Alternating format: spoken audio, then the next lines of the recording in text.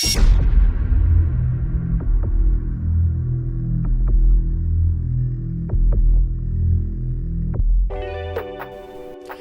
ka-agri-friends, in a world full of apples, be a coconut. Kay from roots to tip, daghan gyud tag mapuslan sa lubi. O di ba? Why not coconut? Busa karon nga episode mga ka-agri-friends, atong sayran ang klase-klase nga gamit sa lubi or coconut nga ginatawag nga tree of life. Mga ka-agri-friends, ubani ninyo sa pagkatkat sa lubi. Di bitaw, ubani ninyo diri sa Shaki Ann's Farm, dinhi sa Oroqueta City, Misamis Occidental. O mag-process kita sa ilang best-selling na coconut sugar, spicy vinegar, o coconut sauce. Kanitanan atong tun-an karon diri sa Agristoryahay sa ATI Season 4. Mga ka-agri-friends, i-announce nato ang winner sa Guess What? Guess the Word Challenge last episode. Tan-tananan! Congratulations, Mr. Joshua Gaid Domenici! Ikaw pud ka-agri-friend, get a chance to win 100 pesos worth of load diri sa atong Guess What? Guess the Word Challenge. Nagbutang kami og mga letters sa tibuok video. Kani nga mga letters, himuang isa ka word. Kani nga word nga among gipatag na aduna permi kalabutan sa episode. Ang una nga maka-PM makadawat og 100 pesos worth of load. PM is the key mga ka-agri-friends. And for the watch and win na mga ka-agri-friends.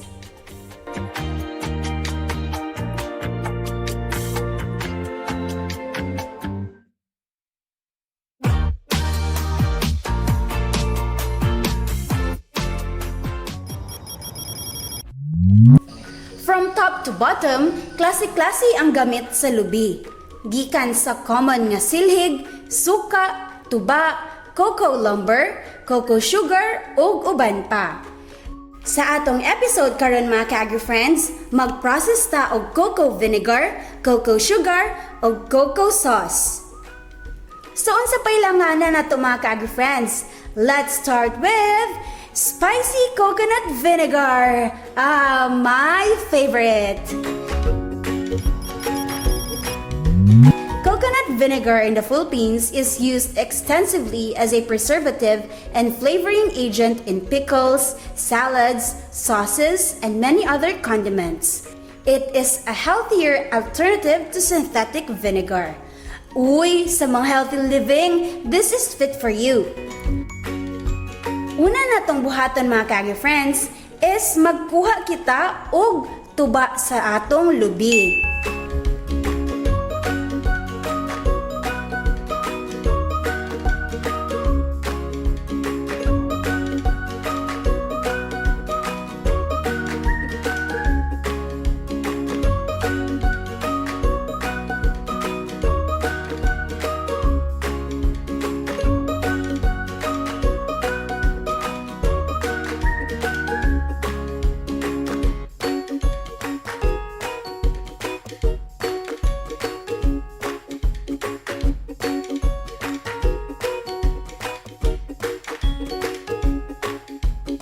Next is, i-prepare nato ang magpahalang sa atong spicy coconut vinegar, ang dried chilies.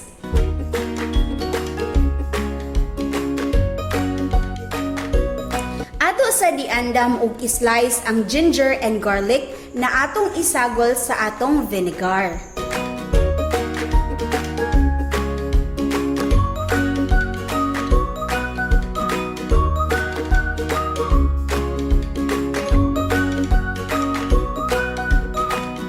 Sunod, isagol nato ang mga ingredients sa atong blender.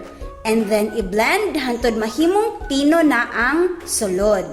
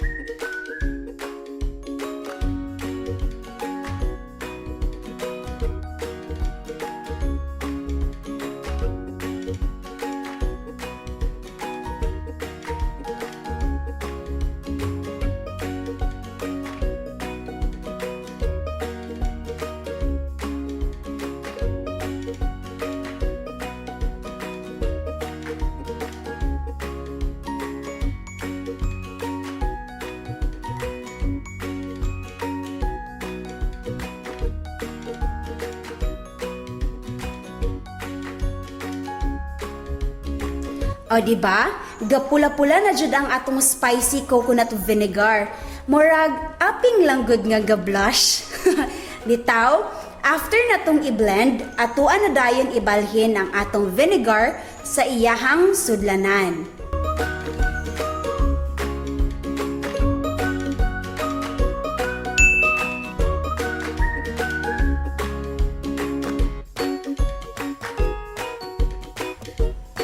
Mas maayo gyud nga nindot jud ang atong sudlanan para aesthetic kayo tan-awon ang atong spicy cocoa vinegar.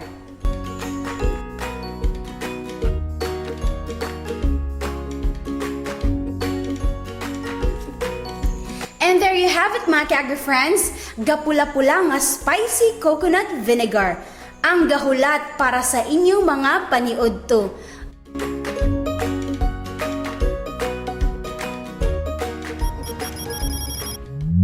Sunod natong i-process karon mga ka-agri-friends is ang cocoa sugar. Coconut sugar is a great substitute for regular sugar.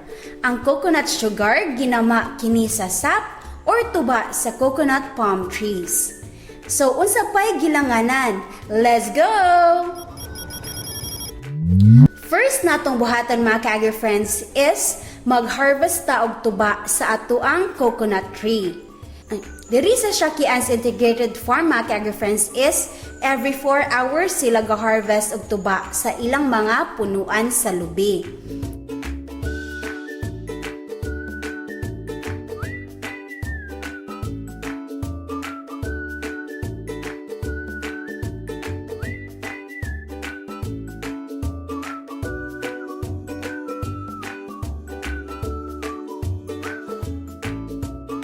Sunod, after harvest, atuan na dayon silang pabukalan.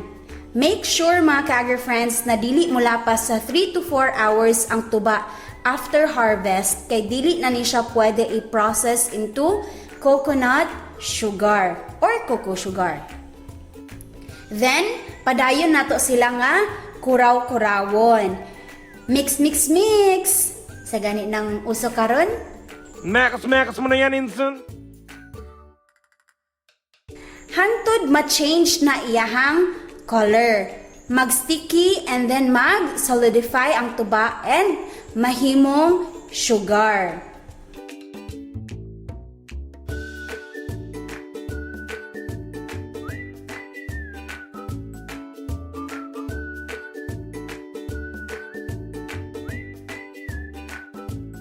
A few moments later.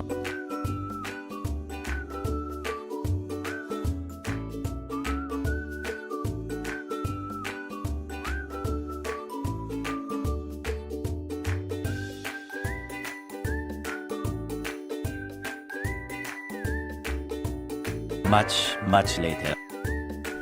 Once solid na ang atong giluto mga ka-agri-friends, atuan na dayon ning i-separate ang mga gatibugol og ang mga pino. Ang pino mga ka-agri-friends is mao na dayon ang atong cocoa sugar.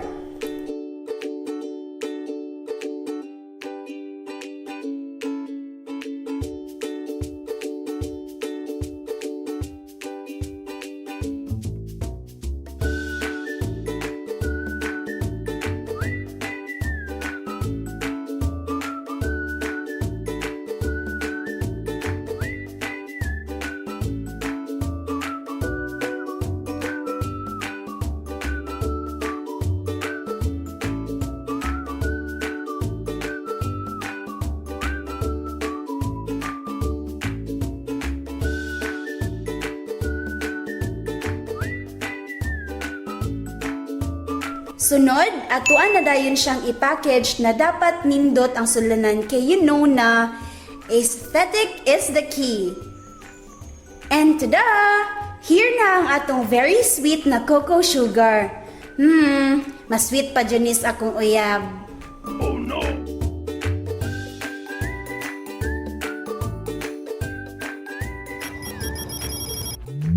Meanwhile, Kaganina mga ka-agri-friends, nahisgot nga dili dapat mula pa sa 3 to 4 hours ang tuba after harvest kay dili na ni siya pwede i-process into cocoa sugar.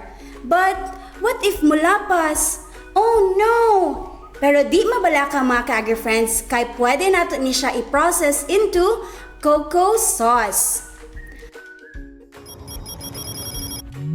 Coconut sap sauce is obtained by boiling the pure and fresh coconut sap under moderate to very low heat until it becomes sticky.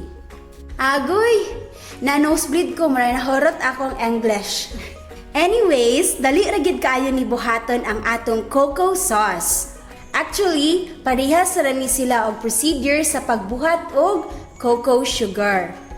First is, again, pabukalan ang gi-harvest nato nga tuba.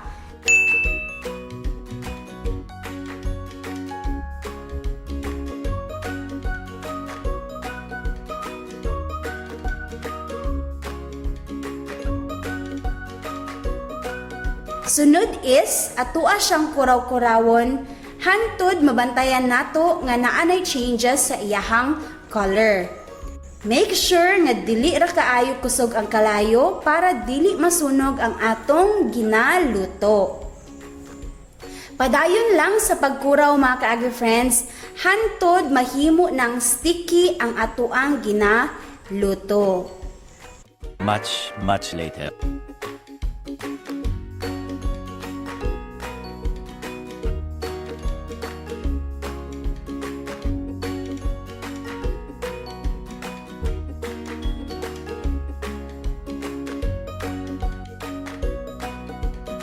And of course, don't forget the aesthetic nga packaging, no? Para gwapa gyud ang ato ang products. Dili lang kay lami, gwapa pagsudlanan.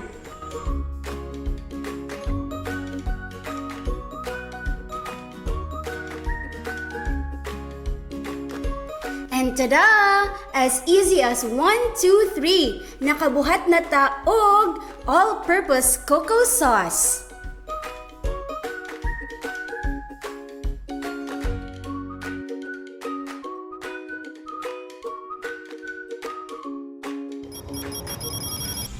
Matut pa sa kanta, the coconut nut is a giant nut, but this delicious nut is not a nut. Since gitawag ang coconut as tree of life for its many uses, it is also considered by our farmers as a money-making tree for the very obvious reasons.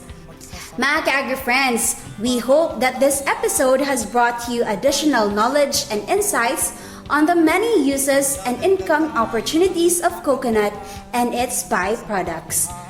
Hangtod sa sunod nga higayon, kita-kits sa sunod nga episode mga ka-agri-friends. Don't forget to follow us on our social media accounts at ATI Northmin. For more updates, visit us at www.ati2.ph/ATI-10. See you next episode diri sa Agristoryahay sa ATI Season 4.